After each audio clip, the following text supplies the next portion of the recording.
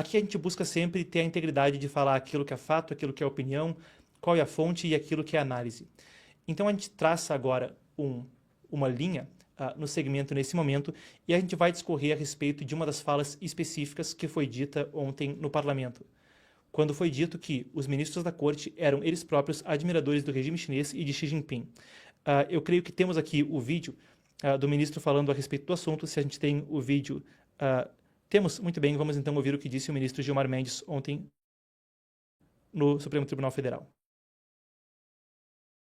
Somos admiradores do regime chinês, né, do Xi Jinping, né, que diz assim, o importante é que a cor do gato não importa, o importante é que ele caça o rato, né? E essa coisa do público e do... Essa frase do Deng Xiaoping. Deng Xiaoping, né? Muito bem. Em um breve momento, quando se falava a respeito das entidades que seriam as entidades regulatórias a respeito desse assunto, ele falou que os ministros da corte eram todos admiradores do líder chinês Xi Jinping. Ele depois fala uma frase que é atribuída a um líder que foi secretário-geral do partido 2 líderes antes, né? Agora é o Xi Jinping, antes tinha o Hu Jintao, antes o Jiang Zemin e antes o Deng Xiaoping, que ficou conhecido como o grande reformador da China. Aqui não é uma questão de críticas pessoais, e é um valor editorial nosso ser sempre benevolente quando a gente trata de qualquer questão e não direcionar ataques pessoais ou fulanizar o debate quando se fala de quem quer que seja. Agora, a gente vai abordar essa fala da seguinte perspectiva. É uma figura de imensa influência, e vai que talvez algum ministro algum dia veja esse vídeo, e se são admiradores de Xi Jinping, ou para o público, que pode ser um admirador do regime chinês de Xi Jinping ou Deng Xiaoping, qualquer um dos dois, e a gente vai passar por isso, vale a pena esclarecer uma série de questões quanto ao regime chinês e quanto à questão das redes sociais. Regime chinês e redes sociais. Afinal de contas, quando a gente discute o mérito dessa questão, aí há um foco de preocupação se nos espelhamos no regime mais assassino de todos os tempos, aquele do Partido Comunista Chinês. A gente começa falando a respeito da questão censória e agora abordamos uma das questões de mérito desse assunto. Uma das questões de mérito. Falamos a respeito de uma situação na qual, se certas condutas que não são tipificadas de forma clara podem ser punidas no discurso online, isso gera uma brecha. Uma brecha na qual, na dúvida, se derruba. Na dúvida, a rede social, com medo de ser penalizada, pode tirar isso de lá. A gente já explorou esse lado do argumento, vamos explorar ele agora falando a respeito do contexto do regime chinês. Para isso, na nossa apuração, eu destaquei o seguinte. A gente tem aqui uma fala que é do Theodore White. O Theodore White é fluente em chinês, ele é um repórter que cobriu a guerra civil na China, entre os nacionalistas e o Partido Comunista durante a década de 40, antes do regime comunista declarar então a ditadura chinesa em 1949. E ele chegou a entrevistar Mao Tse-tung, o primeiro ditador da República Popular da China, pessoalmente, mais de uma vez. Chegou a acompanhar o Mao durante a Guerra Civil da China. E ele falou sobre liberdade de expressão com Mao Tse-tung. Mao Tse-tung é até o líder, melhor dizendo, o ídolo do Xi Jinping. Vamos ver o que ele falou sobre o debate dele com esse primeiro líder do regime chinês durante a Guerra Civil. I asked Mao Zedong what their policy was with regard to freedom of the press, and he said they believed in absolute freedom of press and absolute freedom of speech, and it wasn't going to be like Chongqing when they won. Everybody would have the right to say whatever he felt. There wouldn't be censorship the way Chiang Kai-shek had in Chongqing. So I said, you really mean that? And he said, of course we mean it. And I said, do you mean that if you come to power, anybody will be able to print anything he wants in a newspaper or publish any newspaper he wants? And Mao Zedong said, of course, he said, except for enemies of the people. Nor did he ever define, and I was too young to ask him to define what he meant by enemies of the people. Obviously, now it means anybody who disagrees with him. Bem, essa foi a fala dele ao discutir com Mao Tse-tung. Os inimigos do povo. Quem quer que discordasse dele. Num país que detinha 1/4 da população mundial, muito rapidamente se descobriu que isso significava quase qualquer pessoa que não estivesse no círculo interno de poder do Partido Comunista Chinês. Às vezes mesmo pessoas lá dentro, como foi o caso do expurgo do general Pang Dehuai no Congresso do Partido Comunista em Lushan em 1959. Ou mesmo depois do general Lin Biao, naquela circunstância esquisita quando ele morreu em 1971.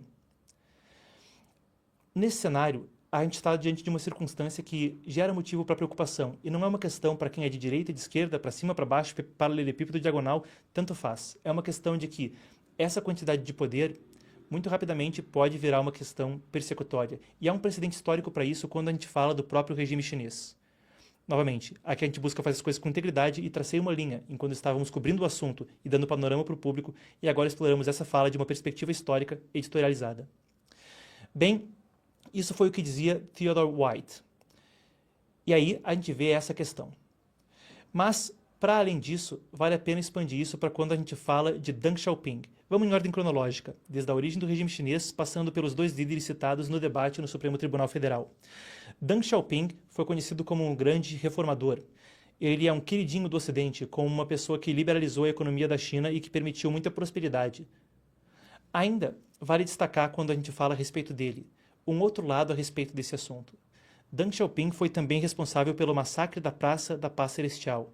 A gente cobriu o aniversário dele no dia 6 de junho. Bom, curiosamente, o dia aonde voltava-se a julgar isso no STF. 6 de junho, o aniversário do massacre da Praça da Paz Celestial. Cerca de 100 mil estudantes se reuniam nessa praça em Pequim para pedir por mais democracia e mais liberdade. O resultado? O Exército de Libertação Popular, o exército do Partido Comunista Chinês, abriu fogo contra eles, com uma estimativa pelo governo britânico de 10 mil mortos. Talvez mais que isso, com estimativas de que o mesmo pudesse ocorrer em outra cidade. Não há como verificar, são só boatos, não havia a liberdade de imprensa para registrar se estava ou não acontecendo. Esse era Deng Xiaoping, e ele, com punho de ferro, também indicou o sucessor que recrudesceu a perseguição religiosa na China, Jiang Zemin. O motivo pelo qual Jiang foi escolhido como sucessor de Deng Xiaoping era porque ele foi o mais linha dura, aquele a favor de matar os estudantes no massacre da Praça da Paz Celestial. Isso é apenas uma questão dos atos de Deng Xiaoping, mas a gente pode falar de forma mais ampla a respeito das ideias dele. O famoso aforisma do gato, citado no STF, é muitas vezes mal interpretado. Muita gente acha que ele falava que comunismo não é pobrismo, que não importa se o gato é preto ou branco desde que casse o rato, com o significado de que não importa se somos comunistas ou capitalistas, desde que prosperemos e desde que a coisa funcione. Bem, muitos analistas de China passaram muito tempo analisando isso depois. Até vejo se tenho aqui na biblioteca ao meu lado, mas não tenho aqui entre os livros que estão comigo. Eu tenho sim, um instante ao público.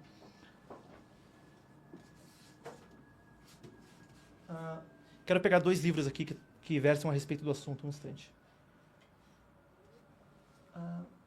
Estou com um deles já na mão, pegando o outro. Muito bem, vamos voltar aqui.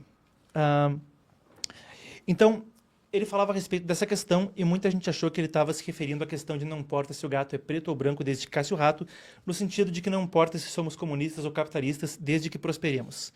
Isso tem sido reinterpretado com base em fontes em língua chinesa, mas mesmo talvez o principal analista sobre China que há hoje no mundo, talvez, o Michael Pillsbury, o autor da Maratona de 100 Anos, ele que era um oficial que lidava com os comunistas na ONU para os Estados Unidos durante a Guerra Fria e depois chegou a desempenhar uma série de cargos diplomáticos envolvendo a República Popular da China. Foi também conselheiro de segurança para o Ronald Reagan, envolveu uma série de questões que deram para ele acesso a material confidencial. Ele, Robert Spalding, que foi editor de defesa na China em 2015, e outros especialistas sobre China têm uma outra interpretação sobre isso. Especialistas em língua chinesa também corroboram isso. De que não era esse o significado, de que não importa se somos capitalistas ou comunistas desde que prosperemos. Ao invés, não importa se a economia é ou não liberalizada, desde que sigamos governando com mão de ferro no projeto do Partido Comunista. Desde que a história continue marchando em um sentido de mais autoridade para o Partido Comunista. Uma interpretação que se mostra mais acurada, mais precisa em muito das outras formas como Deng Xiaoping agia. E vale a pena destacar também que, enquanto havia uma liberalização econômica em termos de exportação e de comércio, ela também vinha com uma grande quantidade de mão de obra escrava, uma grande quantidade de liberalização, para usar essa palavra, num sentido muito antagônico ao que se tem em termos de CLT ou legislação trabalhista no Brasil. Ao contrário, uma capacidade de explorar de forma basicamente ilimitada a mão de obra barata e, bem, sindicatos e protestos trabalhistas não são bem recebidos pelas autoridades na China, caso alguém quisesse dizer o contrário. Essa situação transferida para as redes sociais acabou ensejando no grande firewall, uma internet fechada, onde tudo passa pelo crivo do partido. Uma situação que é lastimável se pensamos num debate público tão vibrante como historicamente tem sido aquele no Brasil. Indo décadas atrás, a gente pode falar sobre, claro, O regime militar é um assunto que desperta opiniões diferentes, a gente não fala necessariamente sobre ele, mas a gente fala sobre muitos períodos da história brasileira onde houve prosperidade no debate público e um povo que soube lidar com a diversidade de ideias muitas vezes. Uma situação como a do Grande Firewall, claro, não é ainda declarada, mas aspectos dela poder-se-iam refletir a depender de como essa legislação siga adiante. E para encerrar, quando a gente fala de admiração ao regime chinês, vamos falar de Xi Jinping. A gente não sabe se o ministro falava especificamente a respeito do Xi Jinping ou se confundiu e quis falar de Deng Xiaoping, mas se há admiração para ele, também agora, nessa parte editorializada do segmento, onde a gente fala do regime chinês, a gente pode pontuar algumas questões a respeito de Xi Jinping. Para falar a respeito delas, eu trago aqui ao meu lado o seguinte. Isso é um relatório das Nações Unidas. A ex-comissária para a questão de direitos humanos na China fez um relatório visitando a província de Xinjiang em 2022. Província de Xinjiang é lá onde se relata que 1 a 3 milhões de muçulmanos estejam em campos de concentração por sua fé e etnia. Eles são de etnia uigur, é um grupo minoritário lá dentro da China. A China é responsável por sérias violações de direitos humanos na província de Xinjiang. Isso é o que dizia o relatório. A autora, mesmo uma amiga do governo brasileiro e uma amiga histórica do Partido dos Trabalhadores, uma figura que liderou o Chile sob o Partido Socialista Chileno, Michelle Bachelet. E, de forma alguma, alguém que não fosse simpática às ideias de mais Estado ou alguém que não fosse simpática às ideias de progressismo ou comunismo. Afinal de contas, ela presidiu o Chile sob o Partido Socialista. Michelle Bachelet, ela era a relatora desse relatório.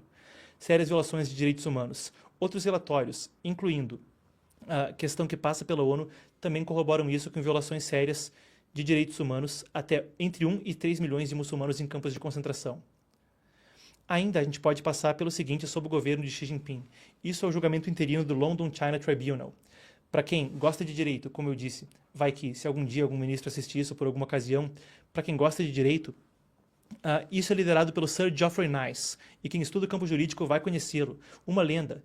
O sujeito que liderou o julgamento das atrocidades de direitos humanos durante o genocídio na Iugoslávia, na dissolução da antiga Iugoslávia comunista e as guerras que se seguiram na Península Balcânica na Europa. Sir Geoffrey Nice, atuando pro bono, ele liderou esse tribunal independente em Londres, que revisava a atrocidade de um crime tão perverso que é difícil de acreditar: extração forçada de órgãos de pessoas de fé dentro da China. Uma coisa que passou pelo regime de Jiang Zemin, pelo de Hu Jintao e seguiu durante o regime de Xi Jinping, até hoje na China, até hoje. O que Sir Geoffrey Nice e outros juristas independentes, após revisar independência, testemunhos de fontes primárias, depoimentos de sobreviventes, bem, eles concluíram que extração forçada de órgãos estava e está ocorrendo em grande escala na China. Os principais alvejados são pessoas de fé. A maioria praticantes de Falun Gong, também chamado Falun Dafa, é uma prática de meditação pacífica que desde 1999 é brutalmente perseguida no país. O crime, eles meditam e acreditam em verdade, compaixão e tolerância, mas dão ênfase na liberdade de pensamento e na possibilidade de ascender, transcender espiritualmente a um nível de consciência iluminado. Uma coisa que permeia as tradições budistas e taoístas dentro da China e bebe dessa fonte de tradição budista e taoísta. Cristãos, da mesma forma, se todos os membros do STF têm apreço pelo regime chinês, talvez seja um caso de, em boa fé, terem acesso a informações como essa. Afinal de contas, André Mendonça se pronunciando terrivelmente evangélico, bem, terrivelmente evangélicos são terrivelmente torturados dentro da China de Xi Jinping, um regime cuja admiração deve ser ponderada e revista por quem quer que a tenha. Muito bem. A gente prossegue na pauta, então, a seguir, creio que conseguimos explorar o assunto a respeito do regime chinês. É uma coisa que a gente normalmente faz e optei por, no final desse segmento, fazer uma coisa editorializada. Afinal de contas, para quem não conhece a história do Epoch Times, o Epoch foi fundado por sobreviventes do regime chinês. Eu mesmo tenho amigos na redação do Epoch Times que saíram de dentro da China. Seus familiares, torturados, perseguidos. Eles próprios, torturados, perseguidos. Gente que eu tive a oportunidade de conhecer pessoalmente. E editorializando o segmento, fechando com isso, bem, não há nada de admirável na experiência que eles me contam.